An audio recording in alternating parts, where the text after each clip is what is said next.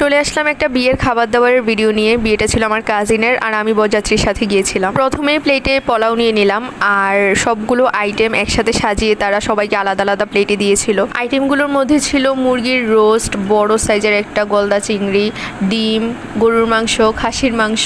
আমি প্রথমে গরুর মাংস দিয়ে খাওয়া শুরু করলাম because I am a big beef lover. মাংসটা খুব ভালোভাবে কুক করা ছিল, এতটাই সফট ছিল যে ধরতেই চলে আসছিল। আর এই গরুর মাংসটা এক কথায় অস্থির ছিল, এটার স্বাদটা এখনো মুখে লেগে আছে। সবগুলো আইটেম প্লেটে নিয়েছিলাম ঠিকই, কিন্তু এত গরমের মাঝে ঠিকভাবে খেতে পারছিলাম না। গরুর মাংস দিয়ে খাওয়ার পর চিকেনটা একটু টেস্ট করলাম, তারপর টমেটো চাটনি এসেছিল সেটা একটু খেলাম, চিংড়ি মাছটা একটু খেলাম। টমেটো চাটনিটার সাথে গরুর মাংস দিয়ে খেতে ভীষণ ভালো লাগছিল। তারপর চিংড়ি মাছটা খেলাম, আর চিংড়ি মাছটা একটু শক্ত ছিল তাই আমার কাছে খেতে অতটা ভালো লাগেনি। আর সবশেষে দিয়েছিল কালো জাম, যেটা আমি খাইনি, বৌমার প্লেট থেকে ভিডিও করেছিলাম। আর ছিল দই আর 7 আপ।